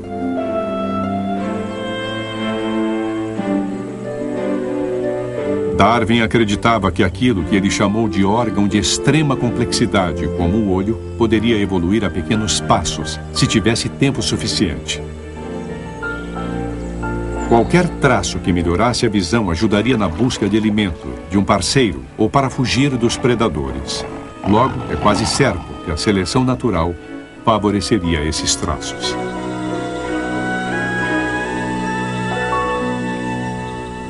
O que Darwin conseguiu pensar foi mostrar que é possível pensar logicamente, que é difícil imaginar um conjunto de imagens intermediários entre o mais simples conjuntinho de células nervosas que captam a luz até um olho que cria imagens complexas, mas, na verdade, essas formas intermediárias existem na natureza. Na Universidade de Lund, na Suécia, o zoólogo Dan Erik Nilsson desenvolveu modelos para mostrar como uma mancha ocular primitiva evoluiu em estágios intermediários até se tornar um olho complexo como o do homem em menos de 500 mil de anos. Eu me interesso pela evolução do olho há muito tempo. Em particular, me interesso na questão de quanto tempo levaria para um olho evoluir. Nilsson imaginou uma sequência de estágios pelos quais uma mancha achatada de células fotossensíveis na pele de um animal poderia evoluir para um olho do tipo câmera. Num primeiro passo, a natureza favoreceria qualquer mudança que tornasse o formato achatado mais semelhante ao de uma taça. Assim que é criada a menor depressão no centro, isto significa que as bordas da taça atenuarão a luz de partes do ambiente. E é evidente que todas as células fotossensíveis dessa pequena taça não medirão a luz na mesmíssima direção. Então esta taça já tem algumas informações pictóricas. Outro modelo demonstra o que um primitivo olho em taça pode fazer. Os crânios luminosos lançam uma imagem em uma tela translúcida que Nilsson instala no fundo da taça para agir como retina. Mas a imagem não tem nada de definida. O olho em taça pouco pode fazer além de detectar movimento. Este tipo de olho pode ser encontrado hoje em dia em plateumintos. Os olhos deles não evoluíram além disso, mas em seu ambiente é tudo de que precisam. Mas se os animais precisam se mover mais rápido, ou evoluir para se tornarem predadores rápidos ou enxergar outros predadores rápidos, então a construção precisa ser aprimorada. E o modo de fazer isto é estreitar a abertura, tornando-a menor.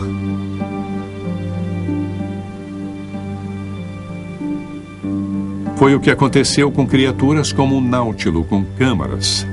No decorrer de milhares de gerações, a seleção natural favoreceu aqueles com aberturas oculares ligeiramente mais estreitas, que concentravam melhor a luz. E isto funcionou bem, até certo ponto. Já que esta estratégia de criar uma imagem nítida também tem a desvantagem de criar uma imagem muito escura, ela não é muito popular no reino animal. E há uma solução alternativa que acabou se tornando muito popular no reino animal, a solução que usamos em nossos próprios olhos, ou seja, colocar uma lente. O modelo de lentes de Nilsson usa 2 camadas finas de plástico transparente. Ele injeta água entre elas para que as janelas plásticas fiquem salientes, feito uma lente convexa. Isso imita o que a seleção natural deve ter feito no decorrer de centenas de milhares de gerações, favorecendo animais com camadas transparentes e arredondadas nos olhos, que concentravam a luz de forma mais nítida na retina. Então podemos partir gradualmente da ausência total de lentes e continuar a injetar mais água, tornando as lentes cada vez mais salientes e a imagem cada vez mais nítida. Então podemos fazer o caminho todo gradualmente em pequenos passos, de um simples olho em forma de taça que mal tem capacidade de determinar a direção da fonte de luz, até um olho completo do tipo câmera, do mesmo tipo que temos. E este é exatamente o caminho que a evolução do olho deve ter seguido.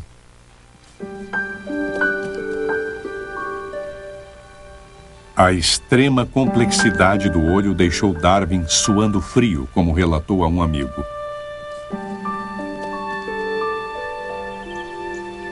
Mesmo assim, estava convencido de que um olho poderia ser formado por seleção natural. Posteriormente, escreveu que os olhos devem ter evoluído por numerosas gradações de um olho simples e imperfeito até um olho complexo e perfeito, com cada gradação sendo útil ao seu possuidor. A natureza, sem a ajuda de um designer, poderia produzir um órgão de complexidade aparentemente miraculosa.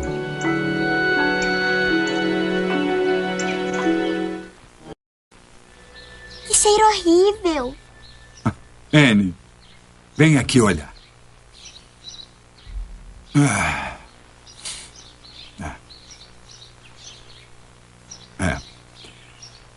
Quando eu comecei a olhar, eu achei que muitas das cracas tinham pequenos parasitas. É um animal ou planta que vive às custas de outro animal ou planta, tirando o alimento dele. Como erva de passarinho numa macieira. Só que não são. Sabe o que eles são? Não. São pequeninos maridos. As fêmeas carregam pequeninos machos com elas, pendurados na barra da saia. Que nem você e mamãe. Que nem eu e mamãe. Acho que esta é a craca mais interessante do mundo inteirinho. Que nome devemos dar a ela? Barnabas. Barney, para encurtar. Barney Yaiko. Os pequenos machos parasitas são rudimentares em um grau que eu duvido que possa ser igualado em todo o reino animal. Eles não têm boca nem estômago, não passam basicamente de minúsculas cabeças em cima de enormes pênis enrolados. Parecidos comigo, tirando a parte da boca e do estômago. Qual é a graça? Nada, nada. Charles? O que foi? Charles, você está bem? Charles, Erasmus, leve-o para casa.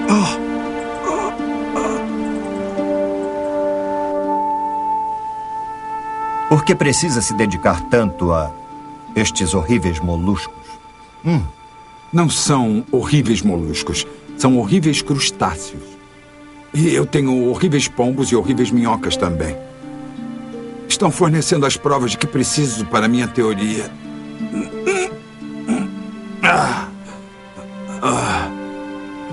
Eu não tenho direito de publicar esta ideia se eu não tiver provas. Temos que fazer algo por você.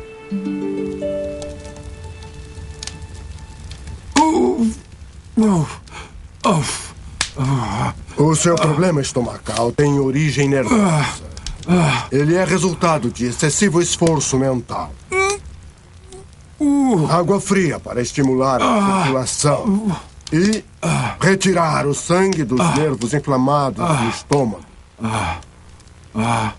Nada de açúcar, nem sal, nem bacon, nem álcool, nem tabaco. Na verdade, tudo o que é bom é proibido.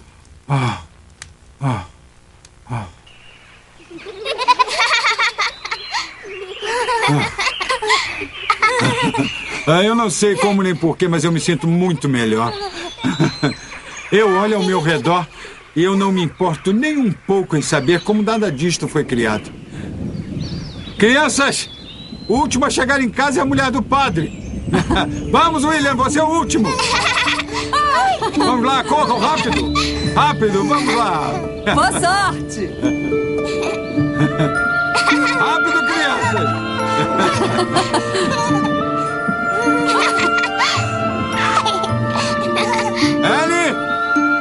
Ellie, você ganhou.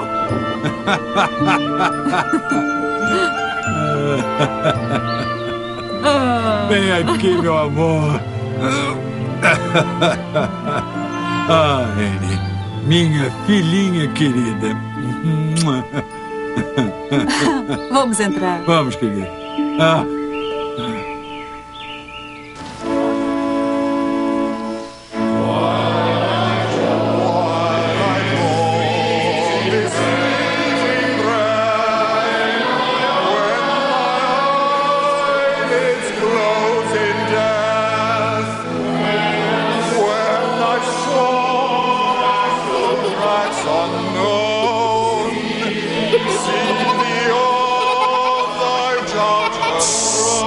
Fiquem quietas, crianças. Preste atenção, viu? Preste atenção.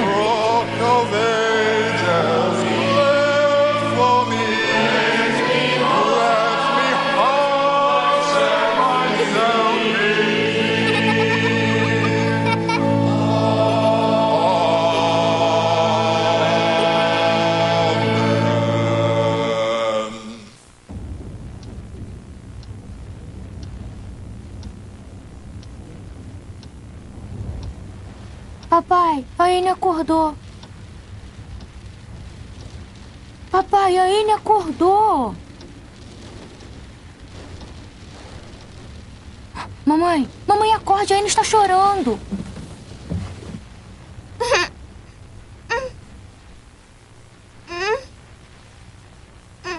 Qual é o problema? O que foi? Sua cabeça dói? Não está com febre. Está doendo aqui?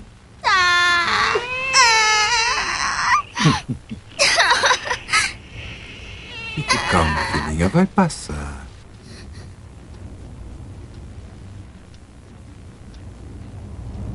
O doutor já está vindo. Vai se vestir, eu fico com ela. E se ela herdou a minha má digestão, Emma? Ela vai ficar bem.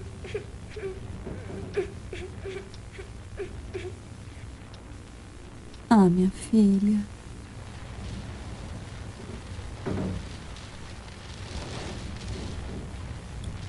O que ele disse? É o estômago dela, mas ele não faz ideia do problema. Talvez eu deva levá-la para ver o Dr. Gully. Ele me curou. Logo, logo você volta. O papai vai cuidar de você. E logo teremos um novo bebê e eu vou precisar da sua ajuda. Se despeça da Etty agora.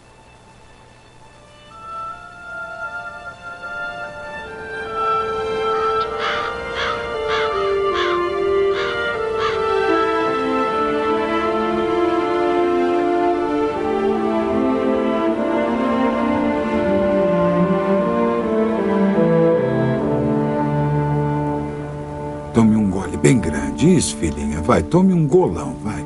Isso, filhinha, vai. Calma, sim. Isso. Vamos. Tenha calma. Agora deite-se, vai. Deite-se. Tenha calma, amor. Tenha calma. Ela parece tão fraca. Não tem nada que possa fazer. Você só pode rezar. Sou culpado. Casamentos entre primos e irmãos sempre dão crianças fracas. Sou culpado.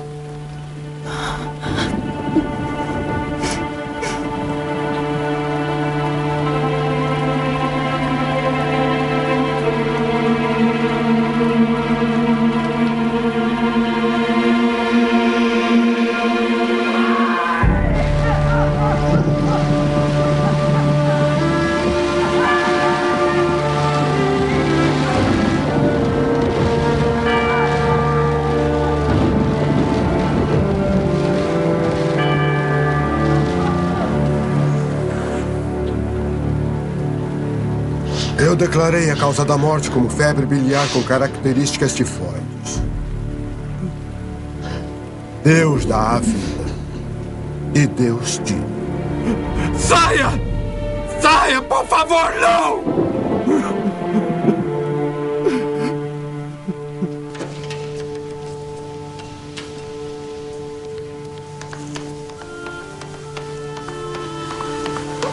Charles, Deus nos dê forças.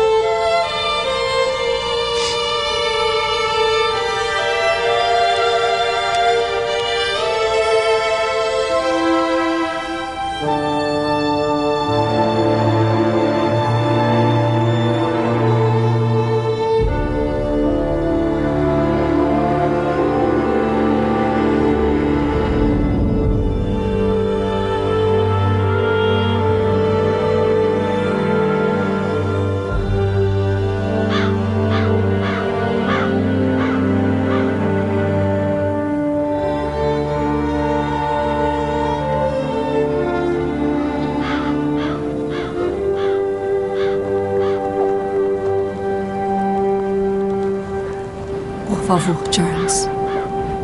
Por favor. Vamos, crianças.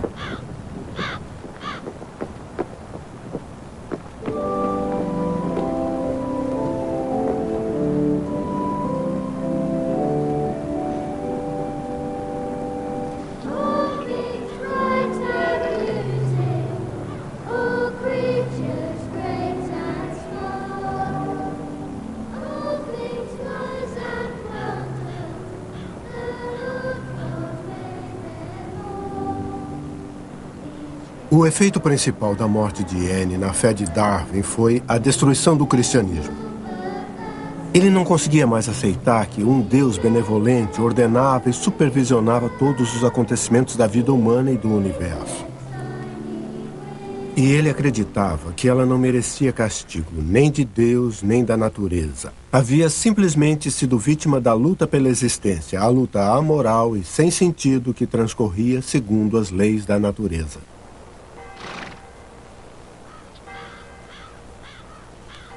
Certamente Darwin não achou que a evolução se pronunciasse contra ou a favor da improvável existência de Deus ou uma forma de Deus.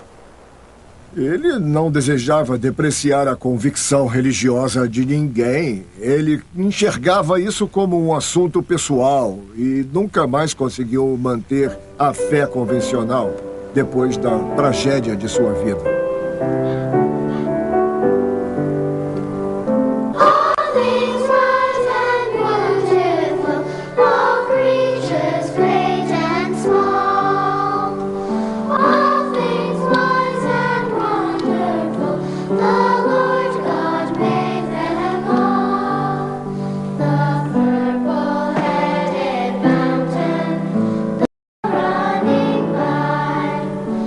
Hoje, os cientistas abraçam todas as visões concebíveis sobre a religião, do ateísmo ao agnosticismo até a uma espiritualidade geral. E muitos, como o biólogo Ken Miller, têm crenças bem tradicionais.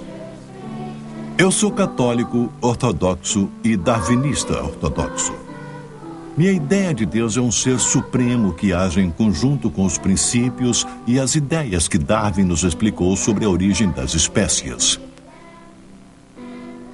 Meus alunos sempre me perguntam, você diz que acredita em Deus, bem, que tipo de Deus? O Deus sofisticado da nova era, o Deus do poder da pirâmide? Você acha, como alguns cientistas acham, que Deus é a soma total das leis da física? E eu descartei tudo isto e disse que minha crença religiosa é totalmente convencional. Our Father, who art in heaven, hallowed be thy name. Os alunos costumam ficar surpresos ao ouvir alguém dizer que este tipo de crença religiosa super tradicional e convencional pode ser compatível com a evolução. Mas é. Eu acho isto de uma coerência maravilhosa com o que eu entendo sobre o universo da ciência e o que eu entendo sobre o universo da fé. Seu programa de entrevistas matinal com o apresentador, eu, no News Talk 99, 990 MHz e 99.1 FM, direto de Knoxville. São 6 horas e 12 minutos. Tenho o prazer de receber ao vivo esta manhã o Dr. Kenneth Miller, professor de Biologia da Universidade de Brown. Ele é autor do livro Finding Darwin's God, A Scientist's Search for Common Ground Between God and Evolution, e está na cidade essa noite. Vou lhe perguntar uma coisa. Como biólogo celular, quando, na sua experiência, seja estudando alguma coisa, lendo alguma coisa ou fazendo alguma pesquisa, quando se chega ao ponto em que diz, isto é Deus? Como cientista experimental, eu não encontro Deus na insuficiência da ciência para explicar as coisas. Em outras palavras, eu não encontro Deus na ignorância, não encontro Deus porque dizemos isto não dá para explicar. Deve ser alguma coisa que Deus faz. Isso é impressionante. Mas o que Deus fez? Ele criou algum tipo de caldo primordial e disse, vai? Há muito tempo, as pessoas eram suficientemente ignorantes a respeito do jeito como as coisas funcionavam no mundo natural. Quando viam o sol se mover, imaginavam que Deus tinha que empurrar o sol pelo céu. E aos poucos, começamos a entender que o mundo funciona segundo as leis da física. A ciência investigou estas leis. Que espaço existe hoje para Deus na nossa vida cotidiana? Bem, eu acho que se perguntar aos fiéis como Deus age, vão lhe responder que ele age de várias formas. Ele responde às nossas orações, nos inspira, sem dúvida, acontecimentos que fazem parte do que algumas pessoas podem chamar de plano de Deus. E o que eu sugiro é que procure examinar a história da Terra. Se Deus trabalha hoje em conjunto com as leis da natureza, com as leis da física e daí por diante, provavelmente trabalhou com elas no passado. E de certo modo ele é o cara que inventou as regras do jogo e consegue agir segundo estas regras. Para Miller e milhões de fiéis das principais religiões, os conceitos de Deus e evolução são totalmente compatíveis. Mas nem todos concordam. Quando substituímos a ideia tradicional de Deus, ou Criador, pela ideia do processo da seleção natural fazendo a criação é tão maravilhosa como sempre foi. Todo o trabalho de design teve de ser feito. Não foi feito por um indivíduo, foi feito por este enorme processo no decorrer de bilhões de anos. Deus criou o homem à sua imagem. E à imagem de Deus, o homem foi criado. Ele criou homens e mulheres. E viu no lugar das pessoas pensarem que a coisa vinha do alto e era ordenada de cima para baixo, agora temos Darwin dizendo, não, todo este design pode acontecer, todo este propósito pode surgir de baixo para cima sem nenhuma direção. E este é um pensamento muito perturbador para muita gente. No tempo de Darwin, a ciência, a política e a religião estavam na mesma panela quando se falava sobre as origens da vida e das espécies. A astronomia convivia muito bem porque ela comprovava a sabedoria e o poder de Deus e mantinha os planetas no lugar. Mas a ideia de evolução ou transmutação, diziam as pessoas rosnando, coloca em risco toda a ordem social estabelecida. O que tem no tal grande livro dele, na sua opinião? Transmutação. Outro Darwin, excluindo Deus da criação. Queremos aprovar o seu projeto de um museu de história natural. Algumas pessoas o veem como precipitado, extravagante e pomposo. Se é grande, é porque deve abrigar as exposições mais amplas possíveis. Mas precisamos da sua ajuda em troca. Cabe a você, como principal anatomista e paleontólogo do país, provar a superioridade do homem. Não vamos tolerar rufiões enaltecendo a origem simiesca do homem nos museus de Sua Majestade. Pode confiar em mim, Bispo Wilberforce. O cérebro humano difere nitidamente do cérebro de todos os outros mamíferos. No homem, os hemisférios cerebrais não só sobrepõem os lobos olfativos e o cerebelo, como se prolongam frontalmente além de um e posteriormente além do outro. O desenvolvimento posterior é tão nítido que Eu atribuí a esta parte o caráter de um terceiro lobo, que é exclusivo do Homo sapiens. O hipocampo menor. Determinadas faculdades mentais estão associadas a esta aprimorada forma de cérebro. E sou levado, portanto, a considerar o homem não como representante de uma distinta subclasse, mas como dono de uma reservada apenas para ele. O cérebro humano é em si mesmo a prova das faculdades morais e religiosas do homem, assim como os poderes dos quais nós, e somente nós, somos dotados. Muito bom! Muito bom mesmo! Fico imaginando o que um chimpanzé diria sobre isso, Sr. Hudson. Eu acho que é inestimável. A teoria dele é como uma casa construída na areia, um pórtico coríntio. É. Dane-se todos os devotos intrometidos que tentam reprimir a pesquisa inquietante. O Supremo Tribunal de Recurso da Ciência é observação e experiência, e não autoridade, riqueza e patente. Suas discordâncias com o Owen não devem ser pessoais. Não consigo evitar, ele é tão soberbo. A perspectiva dele tropeçar em um daqueles cérebros em conserva é boa demais para ser verdade. Ressentimento só irá confundir o assunto e levar à má ciência. Diga isso a Owen.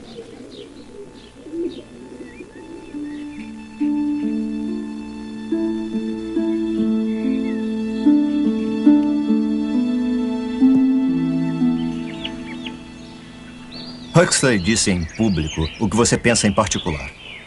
Charles, você já demorou tempo demais. Recolheu cracas o bastante para afundar o navio de alto bordo. Enquanto isso, estão lhe roubando a cena. Isto não é importante. Meu livro aqui é. Quando meu trabalho estiver acabado. Ele falará sobre o homem? Não, está muito cercado de preconceitos. Bem, estando ou não, você deve publicá-lo.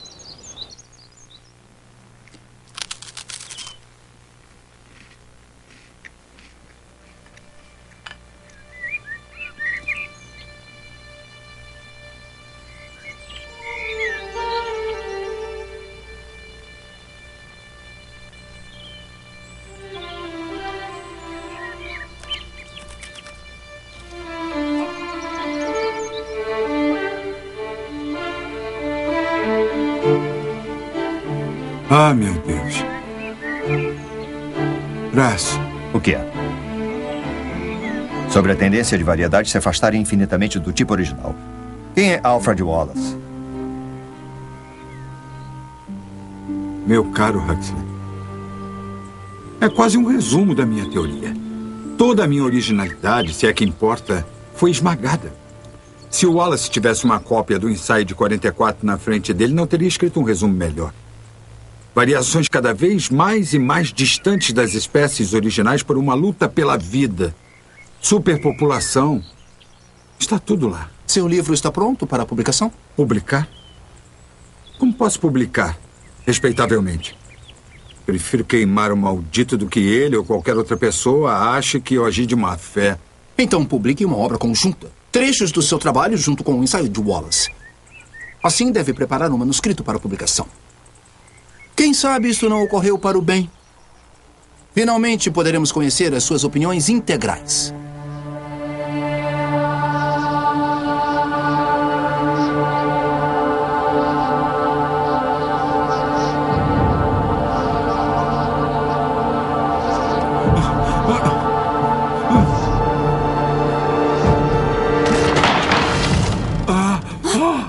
Charles, que foi? Este livro será minha morte. Não.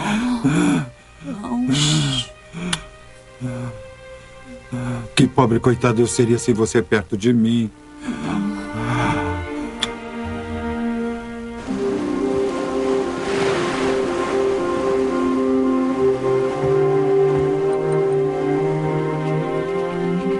Quando estava a bordo do HMS Beagle como naturalista, eu fiquei muito impressionado com certos fatos na distribuição dos seres orgânicos que habitavam a América do Sul. e com as relações geológicas existentes entre os habitantes do presente e do passado daquele continente.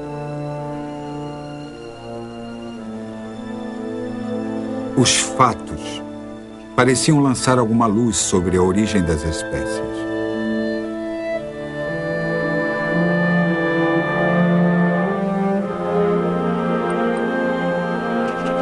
O mistério dos mistérios.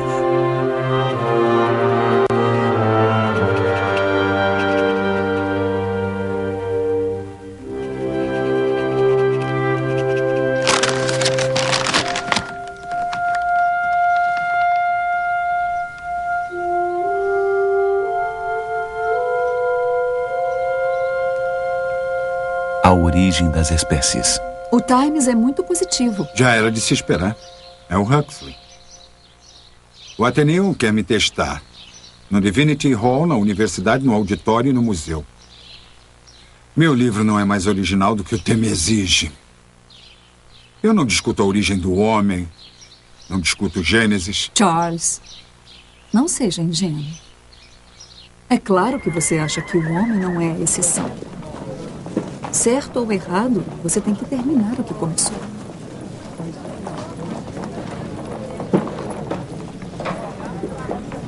Darwin!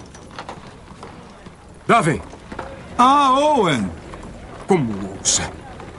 Como ousa me chamar de reacionário? Mas eu não chamei de reacionário. Como ousa colocar o meu nome entre os defensores da imutabilidade? O meu conceito sobre a criação contínua e ordenada dos seres vivos deve ser ignorado? Mas o que isso quer dizer? Eu não sei o que isso quer dizer. Que os animais apareceram assim do nada? De forma alguma. Você acredita que a seleção natural é a única lei de criação possível? Por acaso, uma jogada de dados. Na verdade, novas espécies são criadas por nascimento natural de acordo com a lei de Deus. Bom, eu não acredito. Eu sei quem o incentivou a isto, Huxley. Eu não tenho nada a ver com os Huxleys deste mundo, nem você deveria ter. É um abuso da ciência. Você deveria ter vergonha de si mesmo. Seu livro é uma afronta ao clero e insulta a humanidade. É niilismo. Só um homem desprovido de alma poderia encontrar conforto em uma ascendência bestial.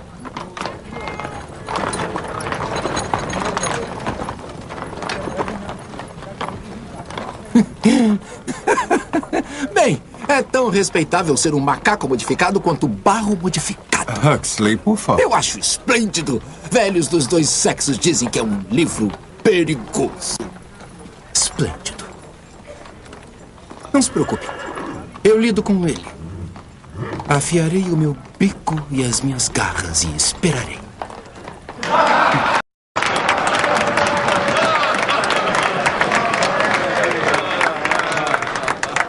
Qualquer contribuição à nossa história natural vinda da pena do Sr. Charles Darwin certamente chama a atenção.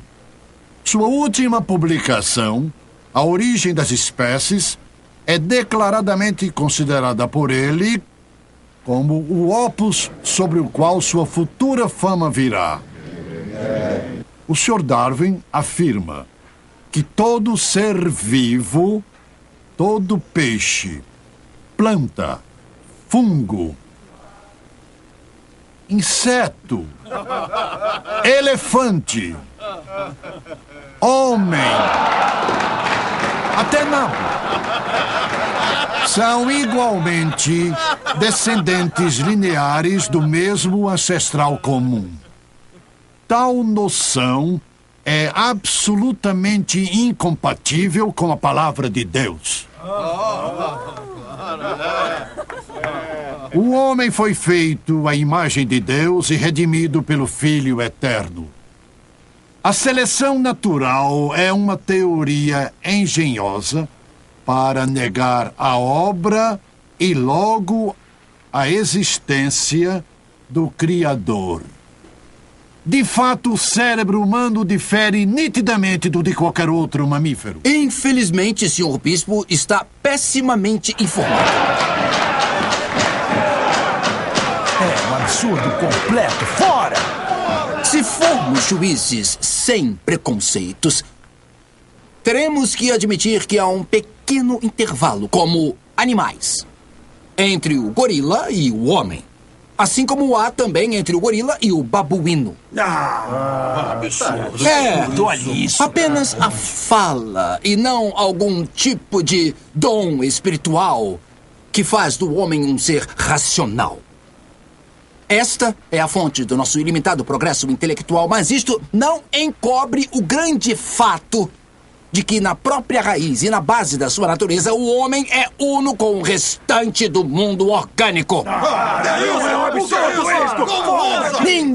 Ninguém que tenha dissecado o cérebro de um macaco concorda com o professor Owen. As conclusões dele estão erradas. Só posso presumir que o cérebro do professor Owen deve ter encolhido em algum vidro de conservas. É claro que eu falei do cérebro de chimpanzé que ele examinou. Oh, céus! E foi então que Deus entregou Wilberforce nas minhas mãos.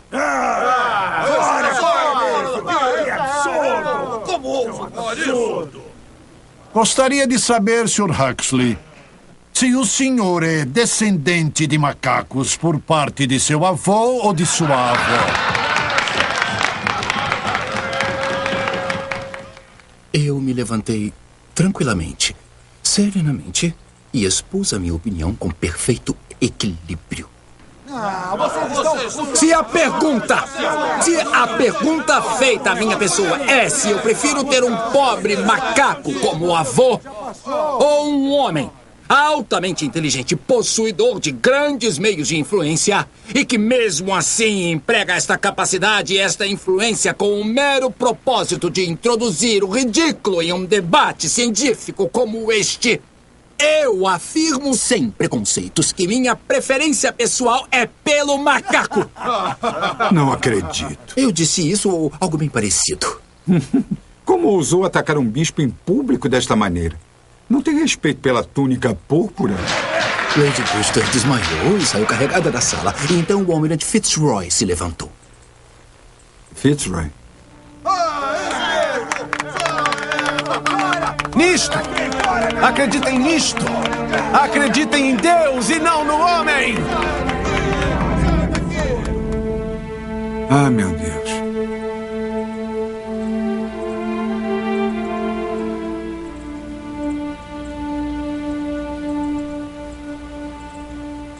Provavelmente jamais saberemos a verdade. A verdade, Charles, está no seu livro. É a coisa mais interessante que eu já li.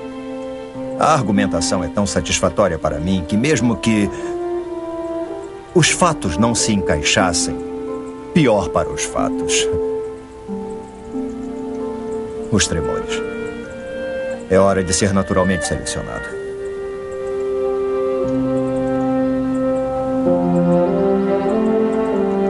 Por mais de um século, as pessoas têm achado que a conclusão a ser tirada da visão de Darwin é que o Homo sapiens, a nossa espécie, é que somos animais também. Somos apenas mamíferos, que não há nada moralmente especial em nós. Eu acho que isto não deriva em nada da visão de Darwin, mas é certamente a visão compreendida em muitos lugares. Desde que a origem das espécies foi publicada, crentes fervorosos na criação bíblica têm atacado a visão de Darwin. As preocupações deles não são apenas com a ciência da evolução. Eles acreditam que o que está em jogo é nada mais, nada menos que a alma humana. Sugerir que animais e plantas e nós, humanos, passamos a existir de uma forma natural e regrada, da forma que os planetas se movem, era colocar em risco a alma humana. E a alma humana é o X do problema, porque se não somos diferentes dos outros animais, se não vamos viver para sempre no paraíso ou no inferno, por que devemos nos comportar de forma diferente dos animais nesta vida? No século XIX, no tempo de Darwin, era audacioso afirmar que humanos e chimpanzés tinham parentesco próximo. Não havia tanta prova científica. Mas de lá para cá, as provas se tornaram mais fortes. Primeiro, vimos o registro fóssil aparecer. Provas de ancestrais humanos que tinham características simiescas estabeleceram a plausibilidade da ideia de que homens e chimpanzés tiveram ancestrais comuns. Então, nos últimos 20 anos, temos visto o surgimento de um novo tipo de informação que estabeleceu uma relação próxima entre chimpanzés e humanos. E ele veio da análise do DNA. Este é o DNA. Nós temos DNA, chimpanzés têm DNA, bactérias têm DNA, petúnias têm DNA, caranguejos têm DNA, cada animal, planta, peixe, sapo tem DNA. E se nós compararmos o DNA de quaisquer duas espécies, poderemos estabelecer o grau de parentesco de uma com a outra. Nos primeiros dias da pesquisa do DNA, um DNA de filamento duplo era extraído de cada espécie a ser comparada. Quando aquecidos, os filamentos se separavam. Quando os filamentos individuais de cada criatura eram unidos e esfriados, os dois sempre se combinavam para formar a conhecida dupla hélice. O grau com que os filamentos se uniam com sucesso era uma medida da semelhança entre eles. Aconteceu que o DNA humano e o DNA do chimpanzé combinaram quase que perfeitamente. Hoje, esta semelhança pode ser vista de forma cada vez mais precisa. As sequências de DNA podem ser lidas letra por letra. Estamos observando as sequências de DNA de um determinado gene encontrado no homem e no chimpanzé. E o que é imediatamente evidente é que humanos e chimpanzés possuem um DNA 98% idêntico. Isso acontece porque numa sequência existem pequenas trocas de letras.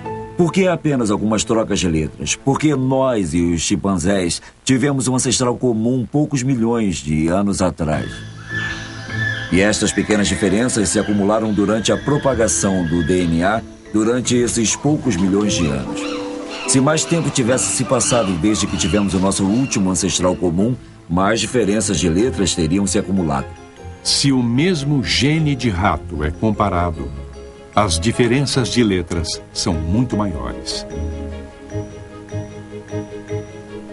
É porque o nosso ancestral comum com o rato viveu há cerca de 80 ou 100 milhões de anos e houve muito mais tempo para as diferenças de letras se acumularem.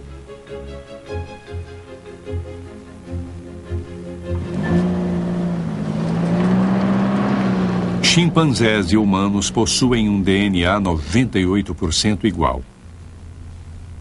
Mas e quanto às formas que humanos e chimpanzés pensam e agem no mundo? Há semelhanças entre elas também? 1, 2, 3, 4, 5! Muito bom! A psicóloga Sally Boysen explora os pontos em comum entre as mentes de chimpanzés e humanos. Uma pesquisa que pode ajudar a explicar como a mente humana evoluiu. Os marcos de desenvolvimento no decorrer da vida de um chimpanzé são praticamente os mesmos que os dos humanos. Tudo é muito semelhante. Eles reagem às coisas novas e brinquedos novos e têm os mesmos tipos de brincadeiras agitadas. O Harper é agitado, bagunceiro, corre por tudo que é canto, sobe e Emma consegue praticamente se divertir sozinha. Muito bem. Agora preste atenção. Uma das coisas que o nosso trabalho permite ver é que os chimpanzés podem adquirir habilidades cognitivas complexas, muito sofisticadas, como aprender a contar, coisa que normalmente não aprenderiam na natureza. 1, 2, 3, 4, 5! Muito bom! No entanto, eles têm a capacidade neural exigida para fazer isso. Mas de onde ela veio? Ok, vamos fazer outra coisa agora. Vamos lá. Uma balinha, um docinho bem gostoso. Você pode me dar a resposta com a azul e a marrom? Mostre pra mim. Isso! Vai em frente, excelente! Não há praticamente nada que tenhamos tentado ensinar aos chimpanzés que eles não tenham conseguido aprender. Vimos a capacidade de compreender conceitos extremamente complexos, como o conceito do zero, por exemplo. Muito bem, olhe, e se não tiver nenhuma bala aqui? O que você me diz? 0, está certo, não tem bala nenhuma aí, que pena. Não haveria possibilidade dos chimpanzés conseguirem fazer isso se eles não tivessem uma grande parcela de coisas em comum na estrutura neurológica responsável pela capacidade de aprender como nós aprendemos. Estas coisas são totalmente comparáveis e tinham que vir de um ancestral comum.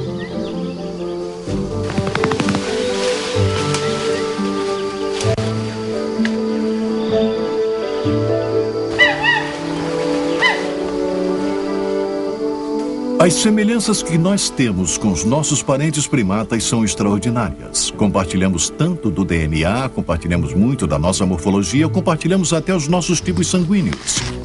Mas apesar de todas essas semelhanças, existem diferenças marcantes. Eu acho que a razão para isto é muito simples. A linha da evolução que nos levou por razões que estamos começando a entender a um desenvolvimento explosivo da capacidade mental.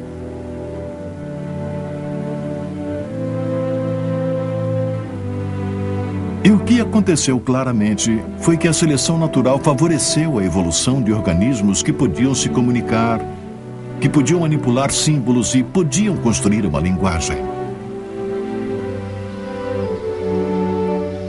A grande ideia de Darwin é uma grandiosa e maravilhosa explicação que mostra que estamos unidos a todas as outras formas de vida deste planeta.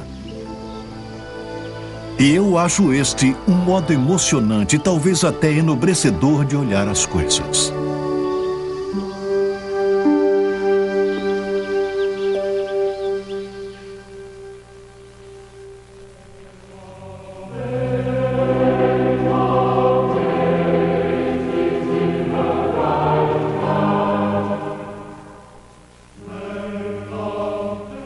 Darwin faleceu em abril de 1882, aos 73 anos. A família achou que ele deveria ser enterrado no cemitério da igreja. Darwin disse meses antes de morrer que deveria olhar para o cemitério como o lugar mais doce da Terra. Mas isso não ocorreu. Em Londres, os amigos de Darwin, determinados a fazer de seu enterro um evento importante, foram até a Sociedade Real e recolheram assinaturas. Foram até a Câmara dos Comuns e apresentaram uma petição. Telegrafaram ao decano de Westminster, que estava no interior, e conseguiram sua aprovação. Até um hino especial foi composto para a ocasião.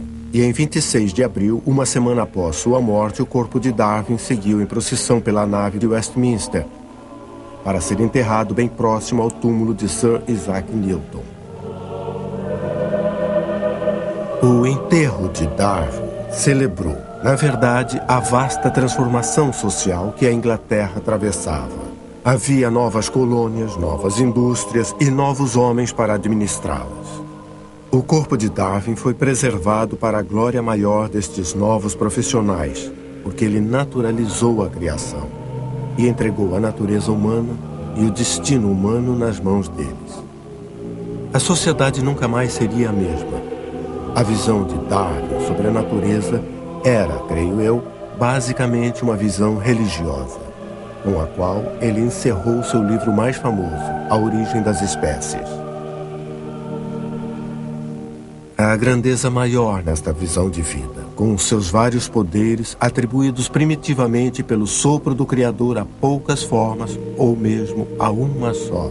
Enquanto o planeta vai girando de acordo com a imutável lei da gravidade, de um começo tão modesto, inúmeras formas belíssimas e maravilhosas evoluíram e estão evoluindo. Charles Robert Darwin, 1809-1882.